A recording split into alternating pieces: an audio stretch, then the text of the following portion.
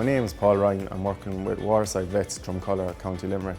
We're a three-man mixed practice, mainly dairy in North Cork and West Limerick.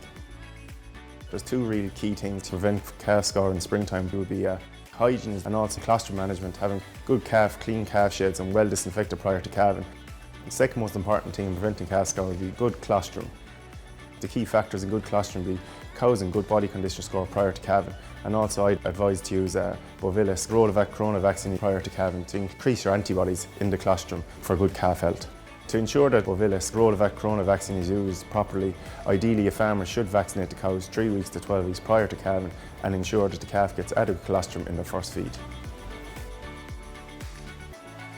My name is James Murphy. I'm farming here in Milford, County Cork. We're farming here on 33 hectares, milking 100 cows, and it's all on a leased farm, so we have a 10-year lease here with the landowners. We have a big focus on fertility on the farm, aim to calf about 90% of the herd in 6 weeks. First couple of weeks the calving is very busy. We usually calf 50% in the first 14 days. So we have obviously a lot of calves coming quick, so we group calf the cows, and once the calf is dropped and licked clean, we move them to individual pens. The biggest thing for us is getting the colostrum right and getting high quality colostrum into the calves as soon as you can after birth. We operate the 1, 2, 3 rule of colostrum. The calves get the first feed, so within 2 hours of birth they get 3 litres. We test all the cows' colostrum with a Brix refractometer, and anything over 22% is good enough for the first feed. I suppose we put an awful lot of emphasis on getting colostrum right and getting it into the calves within 2 hours, and then they get fed for the next 12 hours. And after that then they go to groups of 10, or they go on to transition milk, and after that they go on to milk powder for 10 to 12 weeks, and they go on to concentrates and straw within the first 10 days as well.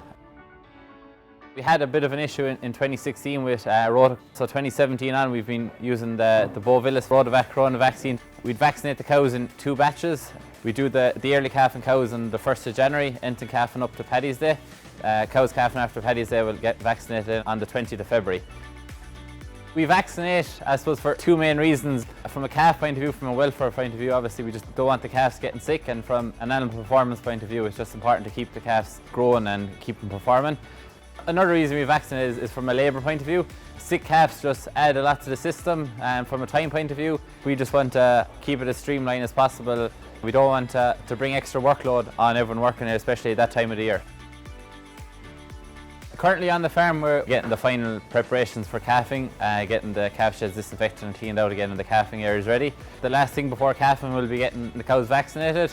On the 1st of January we'll do the first batch of cows, and I suppose it gives us extra bit of confidence going into the calving period that we know that the cows are vaccinated and the antibodies will be in the system and in the colostrum, and it's up to us then I suppose to get the colostrum into the calves. I definitely recommend the Bovilis Rotavec Corona vaccine to other farmers.